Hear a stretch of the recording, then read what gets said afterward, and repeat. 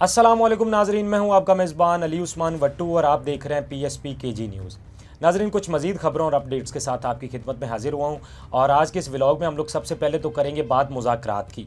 मुज़ाकरात में प्लान से पहले कुछ तब्दीली भी आई है, उस पर भी बात करेंगे और फिर हुकूमत ने अपनी कमेटी तश्कील दे दी है। आज पहली बैठक है मुज़ाकरात के हवाले से, उस हवाले से जो भी अपडेट्स हैं इंशाल्लाह वो मैं आपके सामने रखूँगा। और फिर इमरान खान ने अली अमीन गंडापुर को अब वार्निंग दी है। अली अमीन गंडापुर ने ऐसा क्या किया कि जो खान साहब को नाखुशगवार लगा और उसके बाद उनको वार्निंग दी गई, इस हवाले से हम लोग बात करेंगे। और सिविल नाफरमानी की कॉल, अब क्योंकि उस पर बातें की जा रही हैं, क्या वो कॉल बरकरार रहेगी या खान साहब वापस ले लेंगे, उस हवाले से भी फिर खान साहब के केस का आज फैसला भी नहीं हुआ है, वो भी आपको अपडेट करूँगा इंशाल्लाह। और भी व्लॉग में बहुत कुछ है, तो इस व्लॉग को आपने आखिर तक ज़रूर देखना है। सबसे पहले हम इस व्लॉग का आगाज़ करेंगे कल की खान साहब की गुफ्तगू से कि कल उन्होंने क्या गुफ्तगू की है। सबसे पहले तो वो मैं आपके सामने रखूँगा, फिर थोड़ा सा आगे बढ़ते हैं।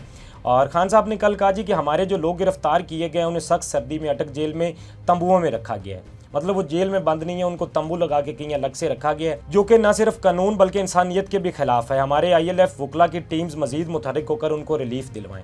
अब ये कुछ PTI के लोग हैं जिनको अटक जेल में तंबुओं के अंदर रखा गया और खान साहब ने कहा ILF की टीम से कि इस हवाले से मुतहरक हों और मजीद जो है उनको रिलीफ दिलवाने के लिए काम करें। मजीद खान साहब ने कहा कि 9 मई के जिम्मेदारान वो हैं जिन्होंने CCTV फुटेजेस चोरी की, जिन्होंने लोगों पर गोलियाँ चलाई, वही जजेस, ज्यूरी और जल्लाद बने, सजाएं भी सुना रहे हैं। ये जमहूरियत नहीं, जंगल का कानून है। मतलब 9 मई के बाद जो कुछ हुआ है, खान साहब ने उस हवाले से बात की और ये पहले भी खान साहब बहुत टाइम से कह रहे हैं कि CCTV फुटेज जो है 9 मई के वो सामने लाई जाए, उसके बाद फैसला हो जाएगा कि कौन गुनाहगार है और कौन नहीं। और ये PTI बड़ी देर से डिमांड कर रही है, ना कि उनको सिर्फ 9 मई की बल्कि 26 नवंबर के हवाले से भी CCTV जो फुटेज है वो तरीके इंसाफ को अब तक नहीं दी गई है। और मजीद उन्होंने कहा जी कि हमें उम्मीद थी कि काजी फाइज जाने के बाद हमें सुप्रीम कोर्ट से इंसाफ मिलेगा, लेकिन माफिया ने मेंबरान पार्लियामेंट को अगवा के जरिए आइन में तरमीम करके अदलिया पर कब्जा कर लिया और अब अदलिया को सियासी इंतकामी कार्रवाइयों के लिए इस्तेमाल किया जा रहा है। अब ये कल की खान साहब की कुछ गुफ्तगू थी जो उन्होंने जेल से की है। एक उन्होंने फिर अपने ट्विटर हैंडल के हवाले से भी बताया, क्योंकि उस पर बहुत ज़्यादा बातें की जा रही थी। उन्होंने कहा जी कि मेरा ट्विटर हैंडल बाइट से ही ऑपरेट किया जाएगा, क्योंकि जो शख्स पाकिस्तान में रहकर मेरे अकाउंट से ट्वीट करेगा उसे अगवा कर लिया जाएगा, इसलिए मैंने इजाज़त दी है कि मेरा ट्विटर अकाउंट बाइट से ही हैंडल किया जाएगा। क्योंकि इस हवाले से बहुत बातें हो रही थी जी कि खान साहब का ट्विटर हैंडल बाइट से क्यों चलाया जा रहा है, उसको पाकिस्तान से ऑपरेट होना चाहिए। तो खान साहब ने कहा है जी कि अगर वो यहाँ से ऑपरेट होगा तो जो भी वो ट्वीट करेगा उसको अगवा कर लिया जाएगा, तो इसलिए जो मेरा ट्विटर अकाउंट है वो बाइट से ही हैंडल किया जाएगा। अब ये कुछ खान साहब की गुफ्तगू थी जो मैंने आपके सामने रखी है। अब थोड़ा सा हम लोग मुज़ाकरात की तरफ आ जाते हैं। मुज़ाकरात PTI ने खैर अपनी कमेटी पहले ही बना रखी थी। पहले खान साहब ने वो 5 रुकनी कमेटी बनाई थी, बाद में 2 लोग उसमें और शामिल किए गए। वो 7 रुकनी कमेटी थी जिसमें आप कह लें कि उमर अयूब साहब जिसको लीड कर रहे थे, और उसके अंदर हामिद रज़ा साहब थे, अली अमीन गंडापुर थे, सलमान अकरम राजा साहब हैं, असद कैसर साहब हैं, और फिर हामिद रज़ा जिनका सुन्नी तहाद से ताल्लुक़ है, और अलामा राजा नासिर अब्बास साहब इसमें शामिल है। अब कह लें कि खान साहब ने अपने इत्तेहादियों को साथ रखा था और बाद में 2 लोग उन्होंने शामिल करके 7 रुकनी ये कमेटी बनाई थी। अब उसके बाद बहुत सारी मुज़ाकरात की बातें होती रही, हुकूमत उसको वो सीरियस नहीं ले रही थी। फिर खैर हुकूमत की जानिब से भी 9 रुकनी कमेटी का ऐलान किया जाता है। अब कल ये 9 रुकनी कमेटी का ऐलान होता है। पहले तो मैं आपको बता देता हूँ कि उसमें कौन कौन लोग शामिल हैं, और आज इसका जो है पहला इजलास होना था, पहली बैठक होनी थी, और उस हवाले से भी जो अपडेट्स हैं वो भी मैं आपके सामने रखता हूँ। अब जो 9 रुकनी कमेटी है हुकूमत की जानिब से, इसमें एक तो इसाक डार साहब शामिल हैं, राना सनाउल्लाह हैं, परवेज़ अशरफ साहब हैं, नवीद कमर साहब हैं, इरफान सदीकी साहब हैं, और अलीम खान हैं, चौधरी सालिक हैं, और खालिद महमूद सदीकी साहब हैं। मतलब इन्होंने भी अपने जितने भी इत्तेहादी हैं उनको भी साथ शामिल रखा है। PP के लोग भी इसमें हैं, MQM के लोग भी हैं, हुकूमती लोग भी हैं। तो ये भी 9 रुकनी कमेटी हुकूमत ने अब बना दी है मुज़ाकरात के लिए। और आज इसका जो है वो पहला आप कह लें कि बैठक होनी है, और वो पार्लियामेंट जो है, पार्लियामेंट में स्पीकर साहब के कह लें चैम्बर के अंदर ये पहली बैठक होनी है, और इसके अंदर चीज़ें फाइनलाइज़ की जाएंगी, और मुज़ाकरात के हवाले से क्या TORs होंगे वो उन पर जो है चीज़ें फाइनलाइज़ की जाएंगी और बात को आगे लेकर चला जाएगा। अब कुछ चीज़ें हैं इसमें, क्योंकि PTI ज़ाहिरी बात है चाह रही है इमरान खान साहब की रिहाई, और ये उनका एक बड़ा मुतालबा है। बाकी उनके मुतालबात हैं, लेकिन इमरान खान की जो रिहाई का है वो सबसे बड़ा मुतालबा है PTI का, और PTI चाहती है कि इमरान खान साहब की रिहाई मुमकिन हो। अब जब हुकूमत जो है, पहले एक तो मैं आपको थोड़ा सा ये भी बता देता हूँ कि ये पहले भी बैठक हो चुकी है, ये नहीं कि ये कोई हुकूमती लोग और PTI के लोग आज पहली दफ़ा बैठ रहे हैं। ये अप्रैल 2023 में आखिरी दफ़ा भी मुज़ाकरात का सिलसिला शुरू हुआ था, और तब बातें हो रही थी इलेक्शंस की कि इलेक्शंस कब करवाए जाएँ, उस चीज़ के हवाले से मामलात चल रहे थे। और तब कह लें कि उमर अताब बंदयाल साहब जो है चीफ जस्टिस थे, और हुकूमत चाहती थी कि उमर अताब बंदयाल साहब जाएंगे, काजी फायज़ ईसा साहब आएंगे तो हम इलेक्शन के हवाले से कुछ सोचेंगे और इस पर हम लोग मज़ीद बात वगैरह करेंगे। तो तब इमरान खान साहब ने इन मुज़ाकरात को रोक दिया था, क्योंकि उन्हें लगा था कि हुकूमत सीरियस नहीं है मुज़ाकरात के हवाले से, तो उन्होंने इन मुज़ाकरात को रोक दिया था।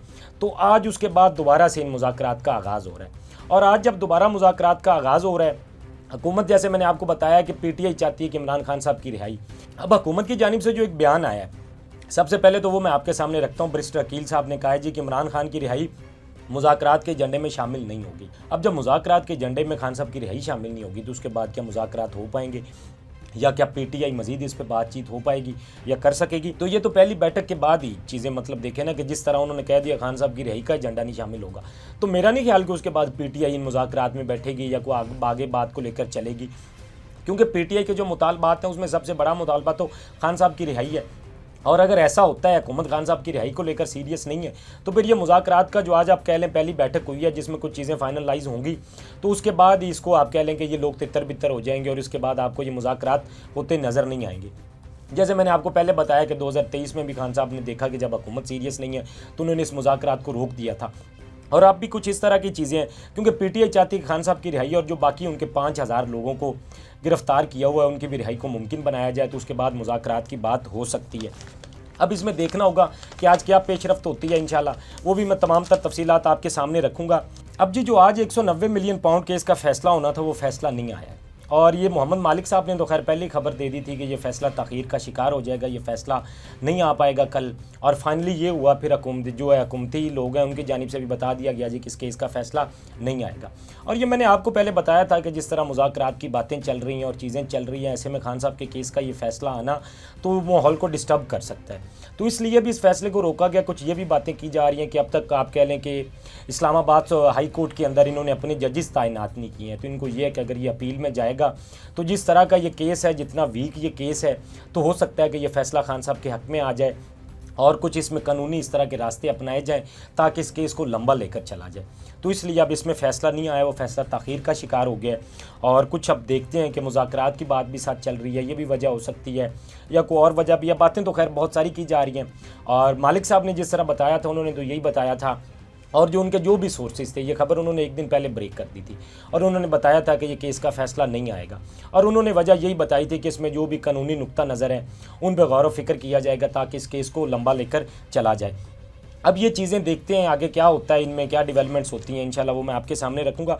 अब इमरान खान ने गंडापुर को वार्निंग दी है, और क्या ऐसा किया गंडापुर ने कि जो खान साहब को पसंद नहीं आया, और उसके बाद खान साहब ने वार्निंग दी है, तो वो मैं आपके सामने रख देता हूँ। अली अमीन की जो मुलाकात हुई थी मोहसिन नकवी साहब से, और जिस तरह की उसकी फुटेजेस आई थी, मैंने भी आपको बताया था कि किस तरह उन्होंने इनको आके वेलकम दिया, और फिर जिस तरह वो गले मिले, और जो सारी सूरत हाल थी, जिस तरह हमने वो फुटेजेस देखी, जब खान साहब को वो बात बताई गई तो उनको बड़ा शदीद गुस्सा आया इस बात पे, और उन्होंने कहा जी कि लोगों के घरों में मातम हो रहा है, हमारे लोगों की अगर कोई मजबूरी हो तो बंद कमरे में मुज़ाकरात करें।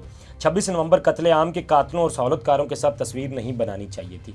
खान साहब को ये बात पसंद नहीं आई। उन्होंने कहा कि अगर आपने को मुज़ाकरात करने भी हैं, को बात करनी भी है, तो उनको बंद कमरों तक रखें, ना कि आप उनके साथ तस्वीर बनाएं और इस तरह की वीडियोस बनाएं, वो शेयर हों और लोग उनको देखें, तो लोगों को इस पर बड़ा शदीद गुस्सा है। और खान साहब को भी ये बात पसंद नहीं आई और उन्होंने अली अमीन गंडापुर को इस बात से रोक दिया। उन्होंने कहा कि अगर आइंदा आपने मुज़ाकरात करने भी हों तो उनको आपने बंद कमरों की हद तक रखना है, ना कि आपने इस तरह उनके साथ तस्वीरें बनानी हैं और ये सारे मामलात करने हैं। तो ये खान साहब ने अली अमीन गंडापुर को अब वार्निंग दी है, और उन्होंने कहा कि मज़ीद भी अगर मुज़ाकरात हों तो उनको बंद कमरों में किया जाए, ना कि इस तरह के माहौल में किया जाए। और फिर रिचर्ड ग्रैंडल के हवाले से भी कुछ गुफ्तगू की जा रही है। अब वो हुकूमती लोगों की तरफ से कहा जा रहा है जी कि उनका अकाउंट फेक है, तो इस हवाले से भी मैं आपको बता देता हूँ कि उनका अकाउंट फेक है या ओरिजिनल है। तो उनका अकाउंट अगर देखा जाए तो उनका अकाउंट फेक नहीं है, और ये मुमकिन भी नहीं है कि आप कह लें कि अमेरिकी मेंबर हो कैबिनेट का, उसका अकाउंट पाकिस्तान से बैठकर को हैंडल करे और वो इस तरह की कंपेन चलाए।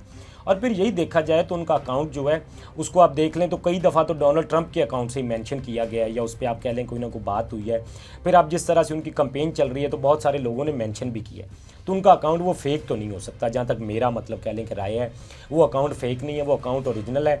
और मैं अगर उनके अकाउंट को ओपन करके भी कल देख रहा था कि शायद हो सकता है जिस तरह हुकूमती लोग बात कर रहे हैं तो फेक हो, तो वो जो सारी चीज़ें मुझे लगी या जिस तरह से मैंने देखा, जिस तरह लोगों ने उनको मेंशन किया हुआ है, या बहुत सारे लोगों ने उनके ट्वीट को रीट्वीट किया हुआ, तो उससे कभी भी नहीं ये लग रहा था कि उनका ये अकाउंट फेक है।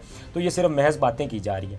अब होना यही है जिस तरह हुकूमती लोग कर रहे हैं कि रिचर्ड ग्रैनल साहब ने फिर एक वीडियो पैगाम ही जारी कर देना है और उसमें उन्होंने कह देना है जी कि फ्री इमरान खान। तो शायद फिर इनको ये लगे कि हाँ जी कि नहीं, ये रिचर्ड ग्रैनल साहब भी कर रहे हैं ना कि कोई फेक अकाउंट चला रहा है। तो ये उस हवाले से भी कुछ अपडेट्स थी जो मैंने आपके सामने रखी हैं। फिर सिविल नाफरमानी के हवाले से अब बात करते हैं। सिविल नाफरमानी के हवाले से जो बातें की जा रही हैं कि क्या खान साहब वो कॉल को मौखर कर देंगे, क्योंकि खान साहब ने वो इतवार की डेडलाइन दे रखी थी। तो ये भी बहुत ज़्यादा बातें की जा रही हैं जी कि वो शायद कॉल मौखर हो जाएगी। तो उन्होंने कहा जी कि हुकूमत को एतवार तक का 22 दिसंबर तक का वक्त दिया था हमने। अगर कल तक हुकूमत ने हमारे मुतालबात पर संजीदगी नहीं दिखाई तो हमारी सिविल नाफरमानी की तारीख का पहला मरला यानी तरसीलात ज़र का बाइकाट शुरू हो जाएगा। ये अब खान साहब ने कल गुफ्तगू की थी और उन्होंने बड़ा इसमें वाज़े बता दिया कि अगर हुकूमत हमारी चीज़ों को सीरियस नहीं लेती है तो फिर हम उसका सिविल नाफरमानी का पहला मरला शुरू करेंगे जिसमें तरसीलात ज़र का बाइकाट होगा। तो ये आप नहीं कह सकते हैं कि खान साहब ने उसमें कहीं डिले कर दिया। हालांकि हुकूमत ये कह रही है जी कि हमसे ये प्रेशर हटाया जाए। ये जो बार बार हम पर प्रेशर बनाया जाता है सिविल नाफरमानी या एहतजाज की कोई ना कोई कॉल देने की बात करते हैं, तो ये सारी चीज़ें हटाने के बाद हमारे साथ मुज़ाकरात की बात करें। तो तरीके इंसाफ ये कभी भी नहीं चाहती और तरीके खान साहब ने ये बड़ा वाज़ह कर दिया कि वो कॉल बिल्कुल बरकरार है। अगर चीज़ों को संजीदा नहीं लिया जाएगा तो वो अपनी इस कॉल का ऐलान करेंगे। अब ये कुछ डेवलपमेंट्स थी, कुछ सूरत हाल थी मुज़ाकरात के हवाले से भी जो मैंने आपके सामने रखी है और हुकूमती कमेटी तो खैर तश्कील दे दी गई है। अब देखते हैं कि मुज़ाकरात में क्या कोई बात आगे बढ़ती है या नहीं बढ़ती। खैर ये मैंने आपको बहुत पहले बताया था, मुज़ाकरात होते मुझे कहीं नज़र नहीं आ रहे हैं, क्योंकि उसकी वजह यह है कि जो तरीके इंसाफ चाहती है वो हुकूमत नहीं चाहती और जो हुकूमत चाहती है वो तरीके इंसाफ नहीं उनको दे सकती। तो ये एक डेड लॉक है और ये डेड लॉक अब तक ख़त्म नहीं हो पा रहा। इसका कोई बीच का रास्ता निकालना पड़ेगा, क्योंकि हुकूमत कभी कहती है जी कि आके एस्टेब्लिशमेंट ऑन बोर्ड बैठेगी तो हम लोग बात करेंगे, अगर एस्टेब्लिशमेंट ऑन बोर्ड नहीं होती है तो इनसे कोई बात नहीं हो सकती। मतलब मुख्तलिफ बयानात अब तक हमने देखे हैं। फिर जिस तरह मैंने बैरिस्टर अकील साहब का बयान आपके सामने रखा है कि खान साहब की रिहाई उसका एजेंडे में शामिल नहीं होगी, तो तरीके इंसाफ तो फिर इन मुज़ाकरात को सीरियस नहीं लेगी। लेकिन खैर जो भी डेवलपमेंट्स होंगी इंशाल्लाह वो मैं आपके सामने रखूँगा। अपने फीडबैक से हमें ज़रूर आगाह कीजिएगा। अब तक के लिए इतना ही। अपने मेज़बान को दीजिए इजाज़त। अल्लाह निगहबान। इस तरह की और वीडियोस देखने के लिए सब्सक्राइब कीजिए हमारा चैनल और देखते रहिए PSPKG न्यूज़।